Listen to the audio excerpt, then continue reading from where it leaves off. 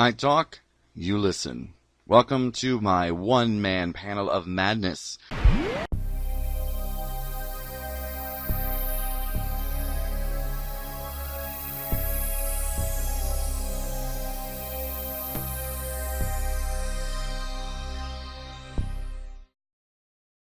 Hey everybody, this is Dr. Gio Who, and this time we're not coming to you with some happy news or updates, but really more somber news with regards to the passing of two awesome people in the world of geeky fandom. Aron Eisenberg and of course Sid Haig, who both had their special places in sci-fi and horror. And one of the reasons I'm talking about this today is that too many times people wonder, well, why do you care? These are just people who are actors or performers in, your favorite show or movies. And it seems that more and more people are kind of making fun of us fans for mourning our favorite actors and personalities. And the reason is very simple. And most people may not know this, normal people, I guess. And when we invest in our fandom, we genuinely invest, heart and soul into whatever it is, whether it's Deep Space Nine, House of a Thousand Corpses, or any other genre or TV show or movie. And it becomes a part of us. So when we lose someone in that specific circle, it hurts. It is something that not only makes you think about your own mortality, but it's like a piece of our fandom is gone. I'm thinking about like when Leonard Nimoy passed away. That was a huge thing for me. I mean, it was a really huge thing for me because Spock is definitely one of my favorite characters on Star Trek. But Leonard Nimoy as a person was just awesome. I mean, his life story. And, just watch his documentary, which is, I think, still on Netflix. So if you have Netflix, you should check it out. Because he was somebody who just really rose to the ranks of becoming one of the most important, not just characters, but people on this planet through his work and through the things he did. And so when we lose someone, it is like a family member, like losing someone in our lives.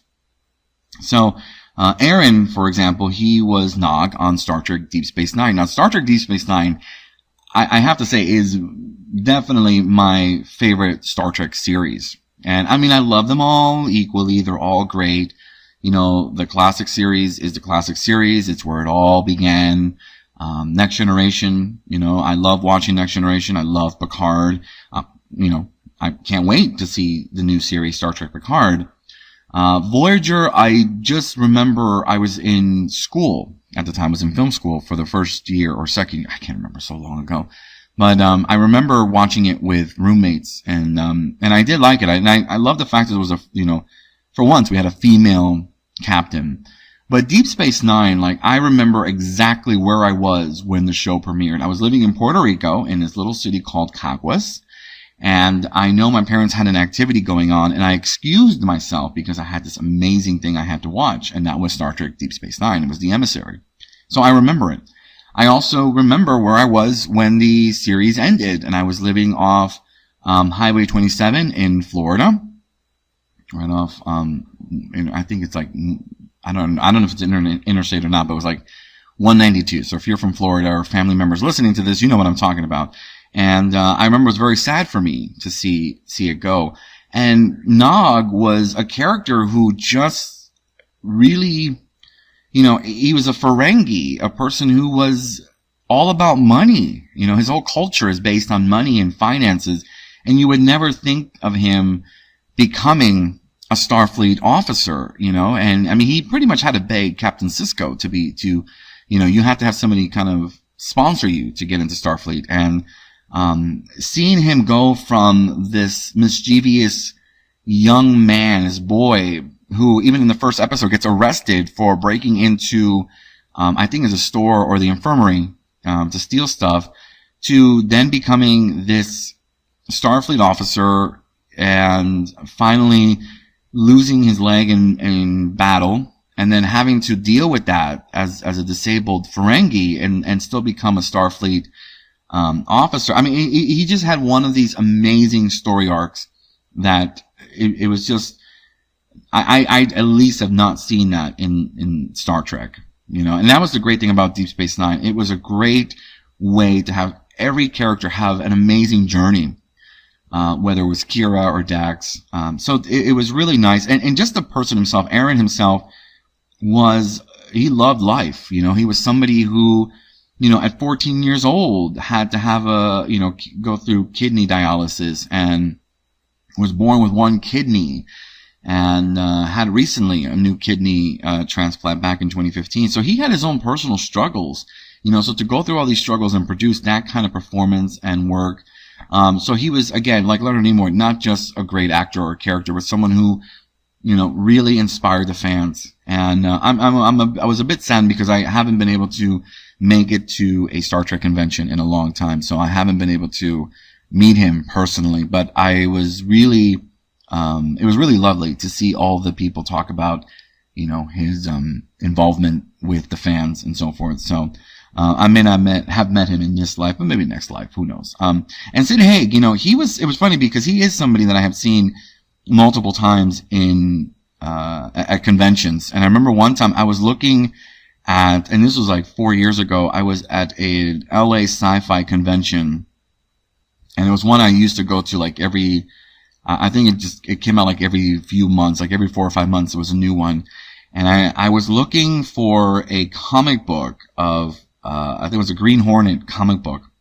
And there he was sitting at the table next to me, and he just looked at me and smiled, and I realized who he was.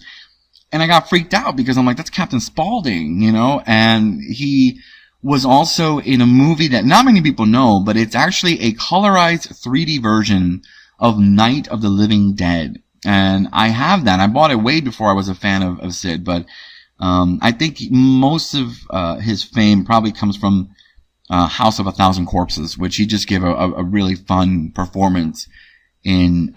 But obviously he's done other things as well. And I believe, and I could be wrong, but I think I read that he was also in an episode of Star Trek as well. So I don't remember, so that could be wrong. But anyways, and I remember he looked at me and smiled, and I wanted to walk and kind of talk to him because he was alone. Nobody was like talking to him or anything. He was just sitting at his table at his booth. And I didn't get a chance because I was interrupted by someone else, but I ended up buying that comic book, and I remember that's like a memory I have of him, and I really wanted to get his autograph, but I didn't, and I should have had. It's one of those things where people ask why you go to conventions. This is why. You meet the people that either inspire you or their performance freaks you out. I'm trying to remember the actor that I'm thinking about right now. Jeffrey Combs. He is someone who his very nature, his voice, like freaks you out. Jeffrey Combs was also in Star Trek, Deep Space Nine, as Wei Yun and other characters, but he's known for Reanimator. If you ever seen the horror classic Reanimator, he was in that, but he's in all the movies he's in, he plays kind of like a creepy character that freaks you out. So, when I actually met him at a convention, he freaked me out. His voice, actually what I said to him when he put his arms around me and said, something, I don't remember really. I said, dude, your voice creeps me out. And, but this is why we go to conventions and why we try to meet as many of our favorite actors as we can, because there's a connection to them. So when we lose awesome people like Aron and Sid, it really does hurt a little bit because it's a piece of our fandom that is gone. So that's all I have for today. That's all I really wanted to talk about because I think it's important for people to know that we as fans, as geeky fans, nerds, whatever you want to call us, we do genuinely mourn the loss of one of our favorite actors. So be kind. Don't judge if a friend comes up and says, listen, this actor died and I'm really bummed out about it. Don't be like, dude, you didn't know him. Who cares? That's not cool. We all have our ways of grieving and living life. So with that note, be kind to each other, love each other, and keep moving forward as I'm hoping to do as well. So Until next time, this is Dr. Gio Who.